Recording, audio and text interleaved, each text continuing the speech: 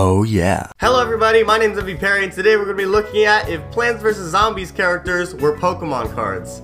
I love Plants vs. Zombies, I love Pokemon cards, so let's mix them together and see how it turns out. Okay, the first card we have today is Peashooter, and Peashooter is a basic Pokemon with 100 HP, grass type of course, and first attack is P-Bullet, which does 50 damage for 1 grass energy.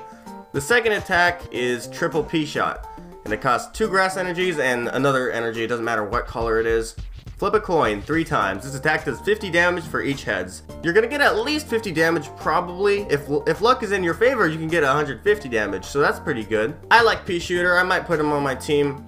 It just depends on what kind of build I'm going for. The next card we have today is Sunflower. She's a grass type, she is 60 HP, and her only attack is Sun Draw, and I wouldn't even call it an attack really, it's more like an ability. For 1 electric energy, draw a card for every electric energy attached to Sunflower. So you're gonna need at least 1 to even use this attack in the first place, and it's gonna get you 1 card.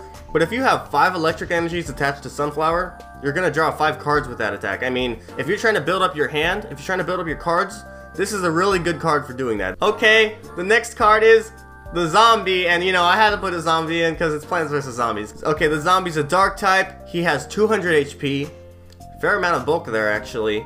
First attack is Bite, and that costs 1 dark energy, and it does 20 damage. And you know, that's pretty lame, I'm not even gonna lie here, that's trash, that's a trash attack, only 20 damage. The next attack is where zombie really starts to shine. He has Zombie Claw for 1 dark energy and 1 grass energy. The defending Pokemon is now poisoned, and this attack does 40 damage. So that's a really good way to infect your opponent's Pokemon. You get them poisoned, and you do a decent amount of damage for 40 damage. And the retreat cost is 4 energies. That's a really heavy retreat cost. That means he's really slow. So yeah, I would not put the zombie on my team. The next card is Cattail, and I really like Cattail. She's a pretty cool plant. I mean, is that even a plant? It's a cat. Cattail has 150 HP, and she's a water type. Her first attack and her only attack for 1 water energy is Needle Shot.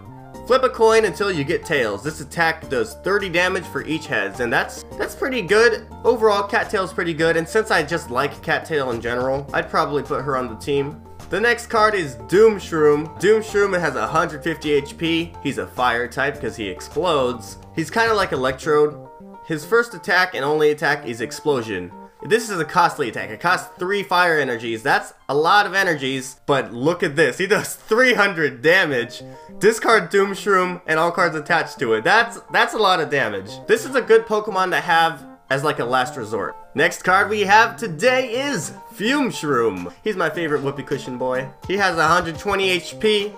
He's a psychic type, not because he's actually psychic, but because he's purple. And first attack is Fume Spray. It costs 1 psychic energy.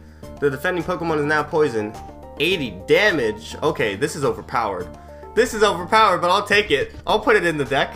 I'll work with this. This is 80 damage, and it poisons the defending Pokemon. This is like the zombie's attack, but it's better. Not only that, but his next attack is Fume Bubble. So for 3 psychic energies, this is a costly attack, but it might be worth it. 3 psychic energies, Fume Bubble. If the defending Pokemon is poisoned, this attack does 150 damage. So it normally does 100 damage, which is already really good.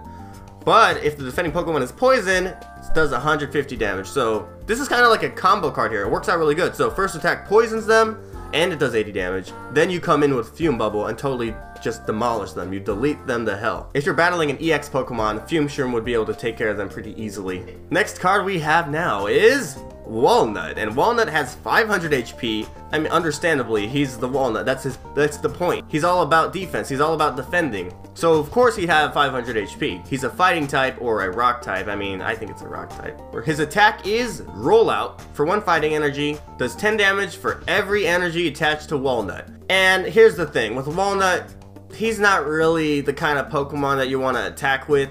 He's like a tank. You want to put him in to suck up the damage while you build up your Pokemon on the bench. And, you know, he takes all the damage and then he switches out and then you put your attacking Pokemon in. Okay, so the next character we have is Chomper.